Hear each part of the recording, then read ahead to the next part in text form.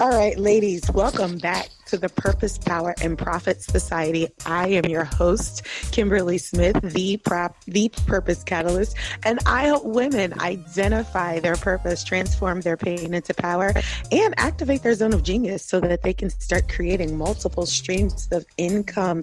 And I am super excited to have with me Stephanie Perry today, aka Social Stephanie.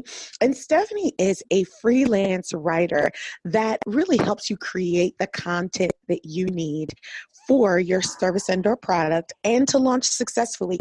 1, she clarifies your offer. 2, she identifies your ideal client. And 3, she shows you how to access other audiences. I am absolutely in love with Stephanie's brand, and I hope that by the end of this podcast, you will be too. Stephanie, how are you?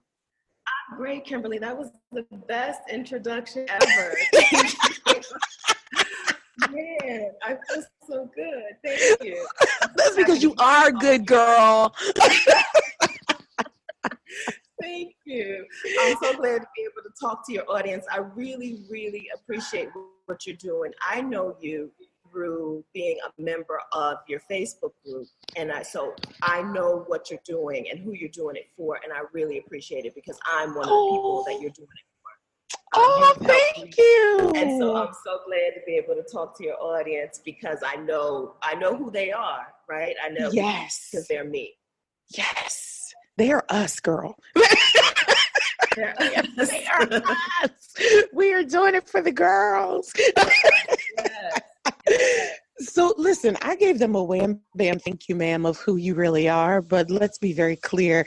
There is more to Social Stephanie than what I gave to you. So Stephanie, clue them in, fill in all of the gaps that I left because I want them to hear from the expert themselves. I'm a freelance writer who started writing because it was, something that I was good at. And I didn't really realize that it was something that other people sometimes struggled with. And so people would come to me and like, hey, can you work on this? Can you do that for me? And so one day I was ready to quit my job and travel. I did quit my job and I went traveling for a year. And so the way that I make ends meet is by the way that I make money. I shouldn't say make ends meet, but the way that I make money is freelance writing. It's doing the thing that I love doing. So I'm so glad that I get to do the thing that I love. When people see pictures of me on Instagram, they're always like, oh, you're glowing. I'm like, no kidding. I get to do what I love doing. And what I love doing is just the writing, is the helping coaches. I'm a behind the scenes kind of person. I always have been. In high school, I was the statistician for the basketball team. And at church, I wrote the church newsletter. My dad and I were the church newsletter committee. Our church had a newsletter for some reason. And we wrote articles and we took pictures and we interviewed church members every month. And so that's the kind of thing that I've always loved doing. And so I love the fact that I can help people who help other people. So my reach doesn't have to be super long. I can help if I can write something for one coach who reaches 100 people. I've just helped 100 people. So I really love the fact that I get to tie in the two things that I'm really good at, writing and being a helpful person. And I get to do it from anywhere in the world, which I also appreciate. Maybe we can talk about that too, because I'm totally team travel, team quit your job and travel. Maybe we can have a quick second just to talk about that too. Oh my God. Yes. Because I was going to bring it up anyway, so I'm glad that you mentioned that. So listen, Stephanie is originally from my hometown. Now, you wouldn't know it because she's never in town. So, right, 302, like people are like, wait, where is that? Like, I don't even rep 3. Why did I just do that? I don't even rep 3. Like, I rep 410, 301, like 302. God, I just told on myself. Nevertheless, she is never in town. This lady is a travelholic, and I want to be like her when I grow up. Stephanie, give them the rundown real quick. And then, y'all, we are talking 6 points to launching today. And I'm just super excited because people no longer have to launch to crickets. Stephanie's going to give you 6 tips. But before we do, we got to talk about this travel. Go ahead, Steph. Listen, so much of the world is so inexpensive. And if you're listening to this podcast, you probably are making money online without having to do face-to-face, a lot of face-to-face interaction with clients or your customers. So take the money and go someplace cheap. Your money is worth twice as much, maybe. You know, I'm just saying, you don't have to do it, but I recommend it. Yeah, so I just spent 6 months in Mexico. I house sat in exchange for a free place to stay, free accommodation. And there was a couple of months where I spent $400 total in the whole month because I didn't, I was just eating. I didn't like what? But yes, it can be so inexpensive. I've been to Southeast Asia, like Thailand, Vietnam, very inexpensive places. There are parts of Europe that are super cheap and beautiful. Portugal is one of my favorite places. Yes. So if part of the reason that you're doing this, your side hustle, if part of the reason that you're coaching or speaking or writing, if you're an author, if part of the reason you're doing that is for freedom, take advantage of it. Like get free. Go take yourself out of the US and see the world. It's beautiful, and it's probably a lot less expensive than you would think it is. It's probably less expensive than where you are right now. Okay, so listen, we're going to have another episode, and we're going to talk about the digital nomad space because I'm here for it. Yes. Like, I'm just so here for it. It's such an amazing time to be alive. Yes, and I feel like I'm overdue. So we got to talk about the digital nomad space. But for right now, we're going to get into 6 tips into launching. All right, so Stephanie, this is key because most of the people that are listening are either contemplating crafting a side hustle, or they're just getting out there, or they're out there and they're kind of stuck. Like, they've been doing one thing one way for so long, and it's bringing them in the money that they need right now, but it's not getting them where they want to. Let's talk the steps they need to take. So what's step 1? Step 1. Now, we're talking about launching a specific product or service, not just launching a general business, but a specific product or service, even if that's a podcast, if it's a book, if it's a coaching package, something specific. So the first step is to get clear on what you're launching and who it's for. A lot of people have a great idea, but they don't know who will benefit from this idea. And if you can't tell the person who's scrolling on social media or who you're meeting face to face, if you can't tell them who it's for, if you can't tell them that it's for you, if this is for you, then they're just going to pass you by. You're going to miss that opportunity. Sometimes we think that the who is for women, right? This is for women. That's nice, but it's really too broad. It's too general. Nobody's going to say, "Oh, she does it for women." Well, that's me. I'm a woman. Right. See, what we say on here is lies and deceit. We need you to be specific. So.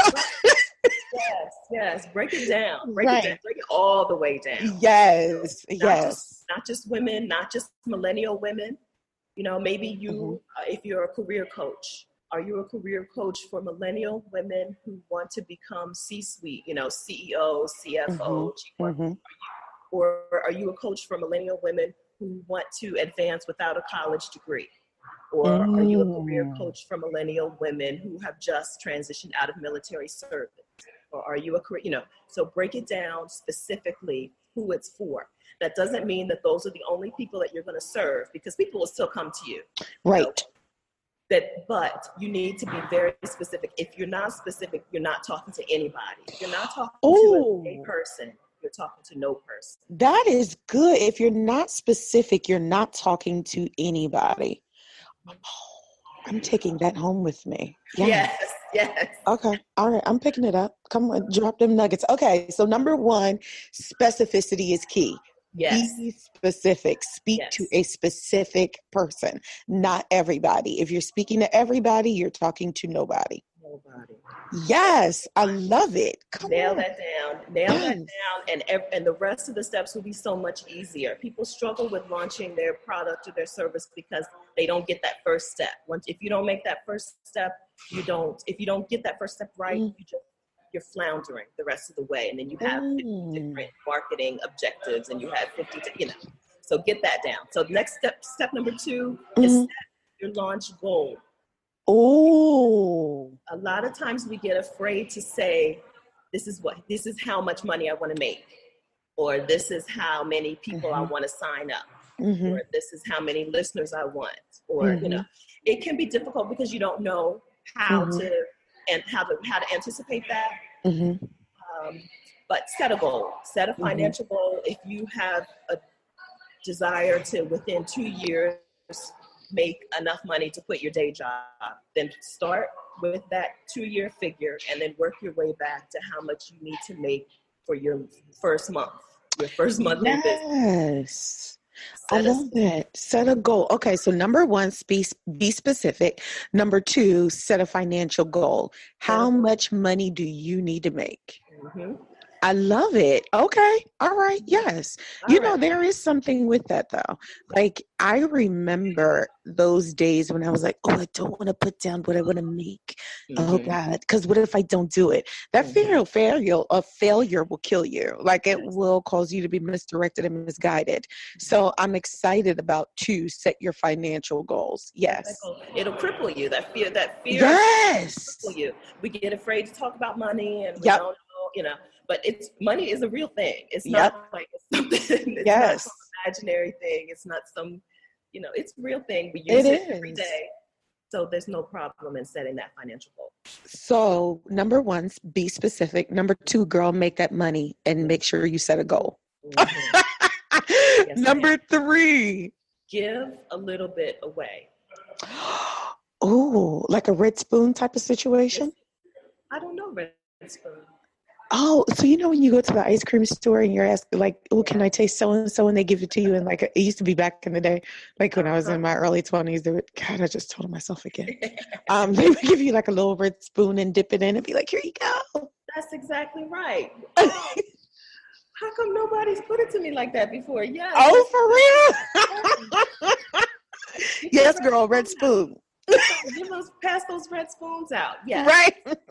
It's people say a lot, I don't work for free, but everybody does something for free. Yes. Expectation that it's going to pay off in the long run. So it's not really free.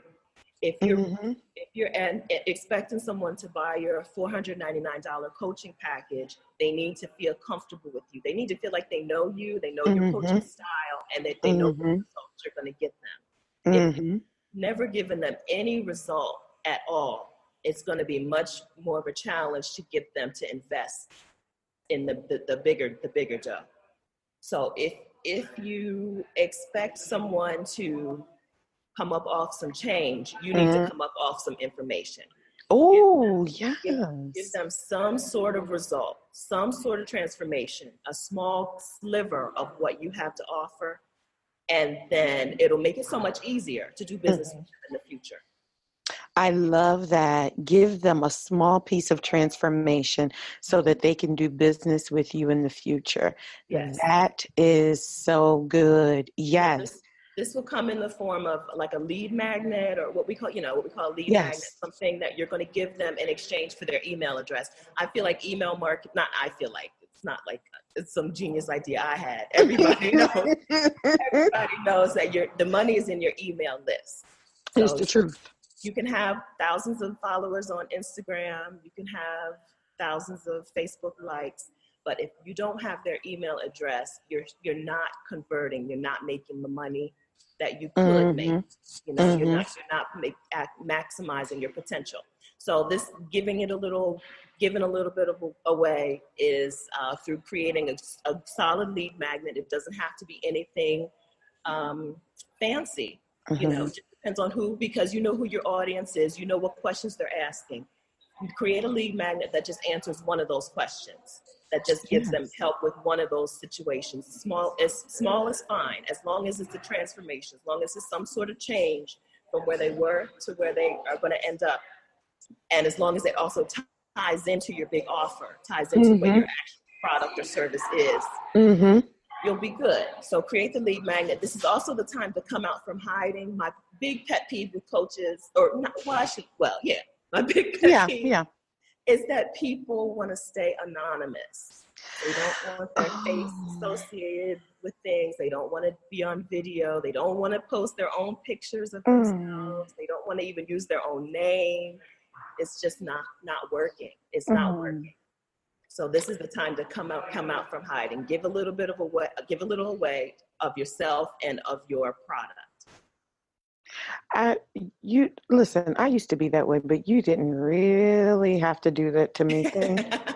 I am convinced that I am now unhiding, but the fact that you just kind of cracked the ruler on my fingers. Okay, great. So 1, be specific. 2, girl, set that money goal. And 3, listen, do a little something for free.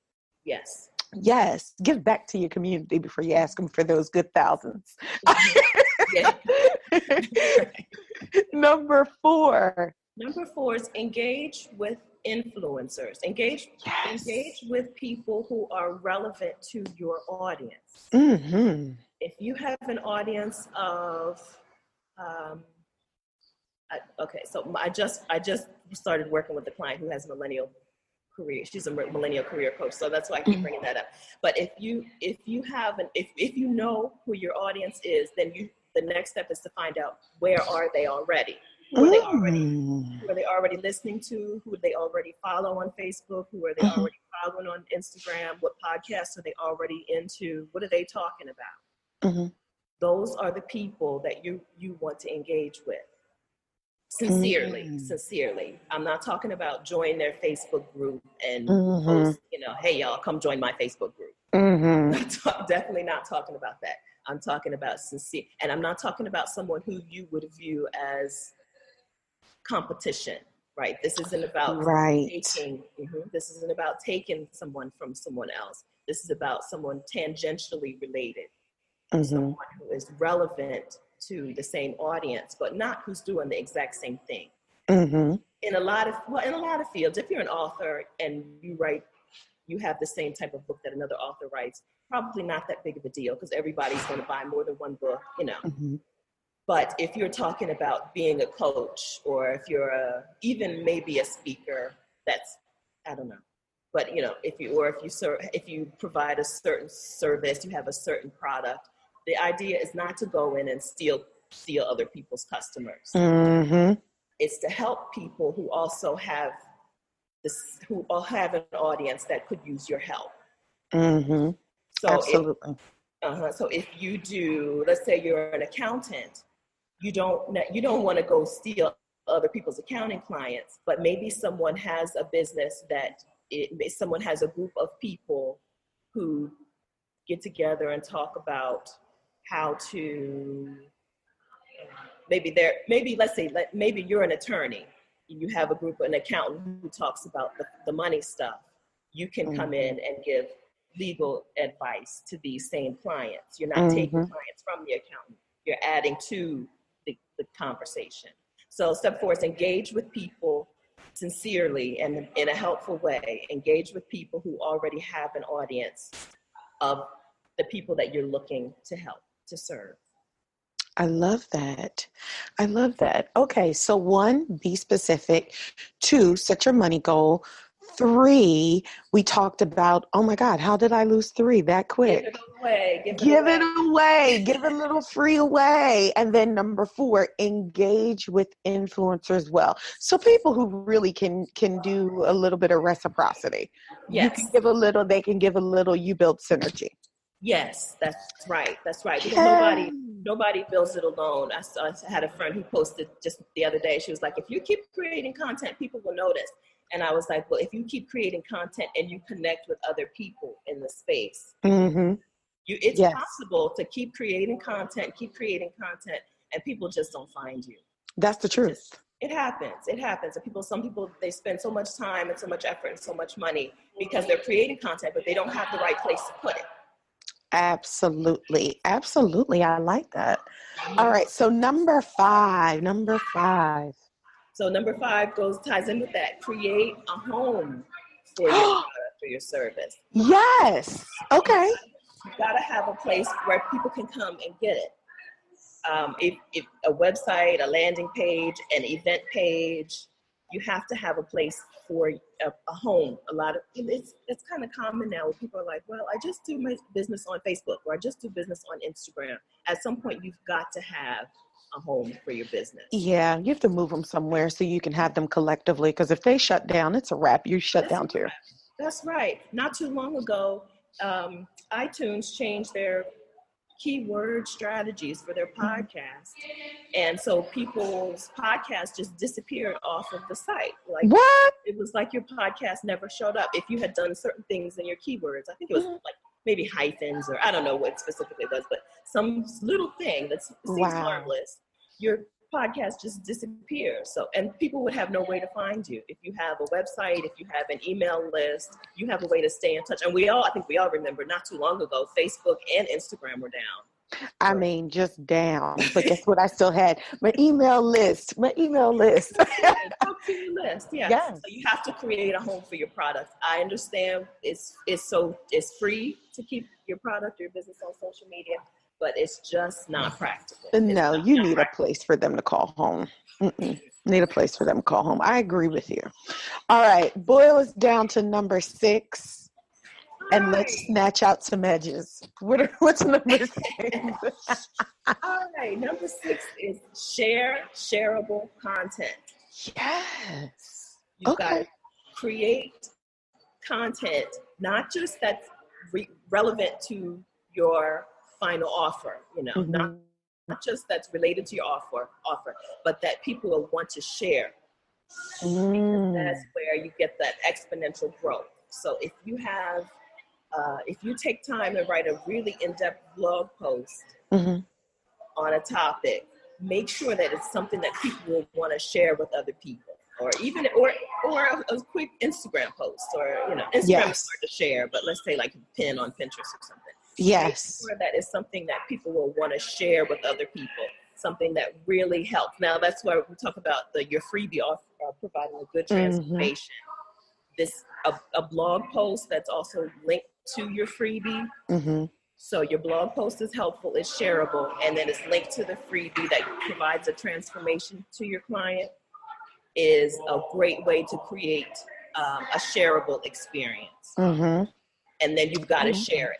Once you have that, your own content is shareable, you've got to go out and share it. Find places where you can make sure that other people will have access to it. Don't be afraid of in-person marketing. A business card with your freebie on the card can be a really powerful thing. When you're meeting face-to-face at events, and your business card says, "Oh, look, go to this link to get my free PDF, which is 10 tips on how to get your kids to go to bed on time." That's you've got something that's shareable, and then you're sharing it. Don't keep it to yourself once you make it. A lot of people get afraid. They're like, "Oh, I don't like promoting myself." Well, you're not promoting. Don't think of it as you are promoting yourself, but don't think of it as promoting yourself. Think of it as promoting that transformation. You're promoting that change that you're helping people make. If you don't share that thing, they're not going to see it. I stumbled on somebody's Facebook page. She makes homemade soaps and skincare products. Her reviews were dynamite. Like, her reviews, you would think that it was like my mom had written my own reviews. Wow. Like, her reviews were fantastic. And I just stumbled onto her page, and I'm like, girl, I emailed her, or I sent her a Facebook message. I'm like, please, I don't know you, but please, you put these reviews on some Instagram graphics or on some Twitter posts and share these reviews. These reviews are amazing. So my God. Don't keep it to yourself. And first thing she said was, "I know, I'm so bad. I don't like promoting myself." I'm like, you're not promoting. Well, you better promote that product. You want that money. You're promoting that good skin. These women are talking about they look 10 years younger. I want to look 10 years younger. Promote that good skin. Can you inbox me that link? I'd like to. I'll send it to you. I'd like to take a look. I wish I could remember her name. I say it, but I don't remember the name of the business. But yeah, so we think it's okay to work your way into self-promotion. Start with promoting the change, right? Promote that transformation, promote that helpful thing, and then it'll make it easier to promote your business and yourself. So I love it. But you have to, it's not fair to us, the people who need your thing, whatever your thing is, the people who need it, it's not fair to us if you keep it to yourself. That's not why you were given that gift. That is the truth. That is the truth. So that's so good. So we did it. We did it. I know we did. I'm telling you, these were the best 6 tips ever. I love them. It was so good, and it was digestible, and it's stuff that you can do easy. Yes. So Stephanie, tell them where you are, where you can be located, or if you have something you'd like to share with them. You want to give them a little red spoon action. I have some red spoon. I do have red spoon. I do have a red spoon. I have a mini workbook that walks you through these steps. Now, there are actually 13 steps. We glanced over a couple, or I combined a couple for today to keep the podcast short. But there are 13 steps, and I have a mini workbook that will walk you through the launch. You can find it. It's a bit.ly link, bit.ly/flawless launch.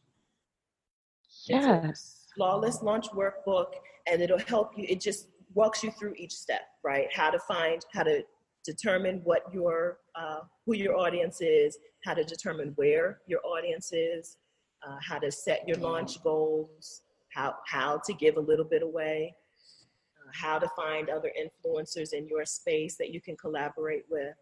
So it's a flawless launch workbook. Again, bit.ly, it's a bit.ly link, /flawless launch.